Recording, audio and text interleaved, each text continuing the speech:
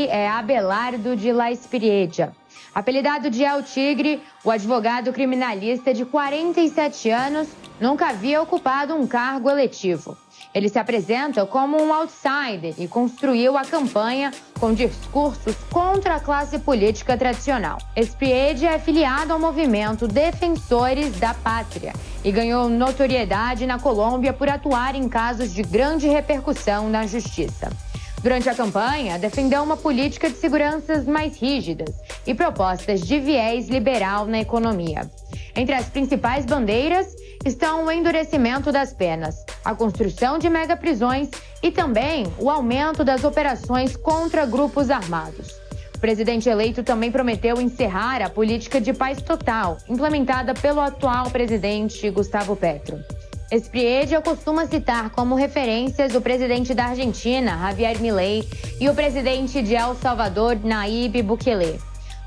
Por uma margem de apenas 251 mil votos, a Colômbia elegeu seu novo representante, Abelardo de La Espriella, da direita, que somou 49,71% dos votos contra 48,64% do esquerdista Iván Cepeda. Foram 12,8 milhões contra 12,5 milhões de votos. Um resultado que mostra o quanto aquele país está polarizado e dividido. Hoje, nesse sentido, tem notícia importante vinda do Peru. Depois de 13 dias da apuração da eleição, a candidata de direita, Keiko Fujimori, alcançou uma vantagem considerada ali matemática insuperável nesse segundo turno das eleições presidenciais. Essa virada que aconteceu ali ao longo da madrugada. Agora temos 99,85% das urnas processadas, com a filha do ex-ditador, Alberto Fujimori, somando 50,11% dos votos válidos, contra 49,88% do candidato de esquerda, Roberto Sanches, que não reconhece o resultado. É importante a gente destacar aqui. E o cenário se repete no Peru. Com 99,9% das urnas apuradas, Keiko Fujimori foi a vencedora. A diferença apertadíssima, apenas 43 mil votos. Ela teve 50,11% contra 49,88% do adversário Roberto Sanches. Olá pessoal, hoje a conversa é sobre geopolítica regional, com foco na América do Sul. Estamos testemunhando mais uma guinada à direita e esse movimento está diretamente ligado ao que a gente poderia chamar de uma Guerra Fria 2.0. Enquanto vemos Trump e os Estados Unidos articularem sanções e até classificações que permitem intervenções diretas contra o Brasil, somos gradualmente cercados por governos que se alinham como vassalos aos interesses norte-americanos. Alguns deles já receberam bases militares do país sob a iniciativa Escudo das Américas. Estamos no centro de uma onda conservadora, uma onda bege, que contrasta com a onda rosa que vimos das primeiras décadas dos anos 2000.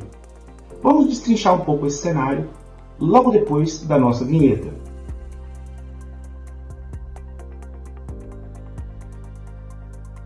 Pessoal, eu já peço logo o like aqui no início, para você não se esquecer depois. Deixe seu comentário, sempre de forma respeitosa, que eu prometo ler todos. Isso vai fortalecer pra caramba o nosso canal.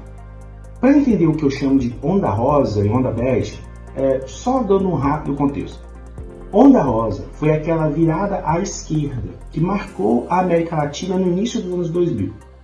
O termo rosa foi usado para diferenciar esses governos de uma esquerda mais radical, uma esquerda mais vermelha, mostrando um tom mais democrático, moderado. Nós podemos citar Lula no Brasil, Chávez na Venezuela, Kirchner na Argentina, Evo Morales na Bolívia, Mujica no Uruguai, além de Lagos e Bachelet no Chile. Esse movimento foi perdendo força com o tempo, dando espaço à direita, principalmente depois da ascensão do trumpismo nos Estados Unidos. A pandemia de 2019, que aprofundou uma crise mundial e vitimou milhões de pessoas, especialmente em países controlados pela extrema-direita, como era o caso dos Estados Unidos e do Brasil, lembrando que no Brasil, que tinha 3% da população mundial, ocorreram 13% das mortes globais.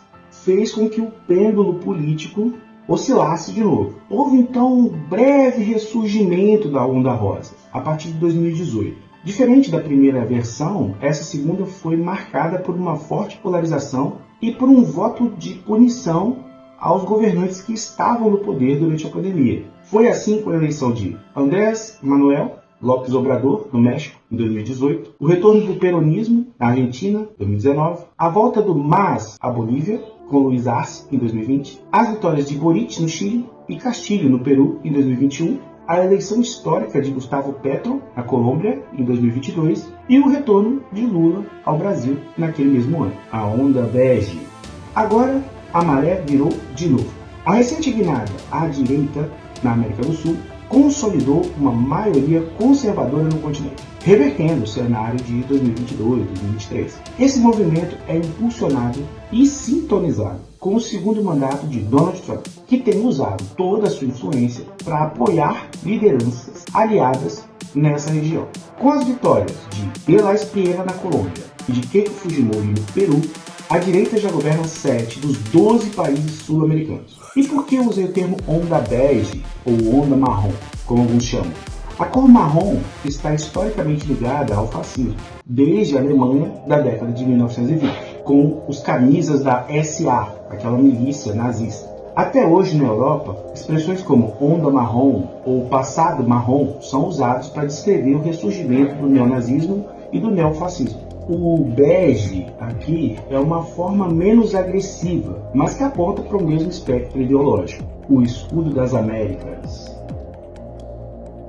Essa onda não vem sozinha, ela é a base para o reavivamento da doutrina Monroe sobre a administração de Trump, e que alguns chamam de doutrina Donroe, uma estratégia que visa restaurar a hegemonia absoluta dos Estados Unidos no hemisfério ocidental. A iniciativa militar Escudo das Américas, anunciada em março de 2026, é a tradução prática disso. Uma coalizão regional focada num alinhamento ideológico e no uso da força. Sua cúpula fundadora ocorreu em Miami e reuniu líderes conservadores alinhados ao Washington, como a Argentina e El Salvador. Deixou de fora governos de esquerda e as maiores economias da região, que mantêm laços com a China. Não é uma teoria. Há meses, vimos bombardeiros americanos em áreas da Colômbia, com uma ação partindo do Equador. O Paraguai assinou um acordo militar que permite uma livre mobilização de tropas e armamentos dos Estados Unidos no seu território. E, como se não bastasse, o deputado caçado Eduardo Bolsonaro, ecoando o irmão Flávio, essa semana pediu abertamente bombardeios americanos contra o Brasil. Mais uma vez, a família Bolsonaro prestando continência à bandeira dos Estados Unidos. A retórica da velha política. Enquanto isso, a extrema-direita brasileira vive uma fratura exposta. O pronunciamento da ex-primeira-dama Michele Bolsonaro, com críticas diretas ao enteado Flávio, escancarou uma disputa interna. Essa briga, por um lado, pode diminuir o tempo que eles têm para se organizar para a eleição. Por outro, deixa claro que a sucessão do espólio político de Bolsonaro é o que realmente importa. Eu fiquei triste, porque eu não imaginava que eles teriam essa reação. Eu redigi uma nota, disse que lamentava se eles se sentiam afrontados, que respeitava a opinião deles, pedi perdão, mas disse também, e vou repetir aqui, que eu tenho o direito de achar errado uma aliança com quem sempre se declarou inimigo do pai deles. Tenho o direito de ser coerente com os valores que eu acredito. Eu não vou trocar valores por pragmatismo político oportunista. Também não estou impedindo ninguém de fazê-lo, mas acho errado fazê-lo no primeiro turno. Ciro não terá meu apoio nunca, e na minha opinião, não deveria ter de ninguém da direita que apoia Bolsonaro. Mas essa é apenas a minha opinião, e eu tenho direito de tê-la. Voltando ao Flávio, telefonei pra ele, tentei algumas vezes, mas ele não atendeu. Algumas horas depois da postagem, ele retornou a ligação. Mas, sinceramente, pra falar o que ele me falou, seria melhor se ele não tivesse ligado. Na fala da Michele, onde ela critica o pragmatismo do enteado, o que ela está fazendo é colocar de novo a ideia da velha política contra a sua visão de que os valores são mais importantes. A chave de leitura principal é essa. Os valores, a pureza dos valores da direita contra o pragmatismo dos irmãos. Mas sabe o que é mais interessante? É que essa estratégia não é só utilizada pela extrema-direita, o que nos leva diretamente a analisar o papel daquilo que a gente chama de a quinta coluna, né? A linha auxiliar da extrema-direita, que se auto-intitula de esquerda radical, a quinta coluna. Nas eleições recentes da Colômbia e do Peru, vimos que sociedades polarizadas, a diferença entre os candidatos do segundo turno é muito reduzida. A vitória de Fujimori por apenas 43 mil votos mostra como a rejeição ou a desmobilização de um dos lados pode definir o resultado.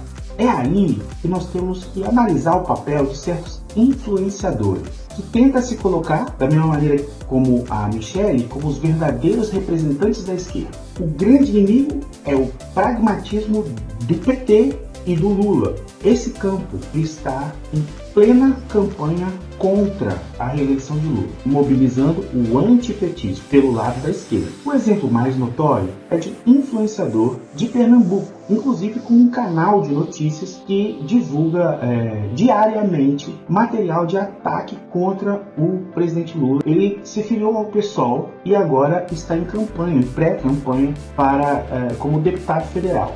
Nos últimos praticamente 4 anos, ele manteve um canal de notícias que se dedica quase que exclusivamente a atacar o governo Lula. Para se filiar ao PSOL, o rapaz fez um compromisso de cessar ataque, apoiando sua reeleição desde o primeiro turno. Mas o que ele fez? Pelo contrário, ele intensificou as críticas. As capas dos vídeos do seu canal de notícias praticamente apenas mostram Lula, quadros relevantes do partido, como o ministro Haddad, enquanto Flávio, Eduardo Bolsonaro, as investidas de Trump, o escudo das Américas, praticamente não aparecem. Mas veja, o que eu quero chamar a atenção aqui é, nós estamos no meio de um processo de ascensão da extrema-direita, de forma organizada por toda a América do Sul. Lula é um dos poucos candidatos que é capaz de frear essa expansão. E a verdadeira esquerda elencou Lula como inimigo. Trabalha dia e noite para fomentar o antipetismo e espalhar a narrativa de que não existe diferença entre Lula e o bolsonarismo. Caminhando para o final, pessoal, eu continuo com a impressão de que o Trump não fará uma investida física contra o Brasil, no sentido de alguma ação militar ou alguma coisa desse tipo, pelo menos não por enquanto. O que não significa que Trump não possa agir por outros meios, como, por exemplo, impulsionamento das redes sociais, financiamento de campanhas encobertas. A extrema-direita dentro do país está um pouco desorganizada, mas isso é momentâneo.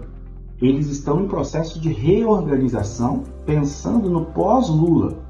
Mas da nossa parte, nós não podemos relaxar. Nós precisamos nos engajar tanto na reeleição do presidente Lula, como para eleger parlamentares do nosso campo, que sejam sérios, comprometidos com o governo. Esse canal é pequeno, mas sempre que pudermos, nós vamos denunciar quem trabalha contra a democracia e contra o melhor interesse do povo brasileiro, seja ele vermelho ou marrom.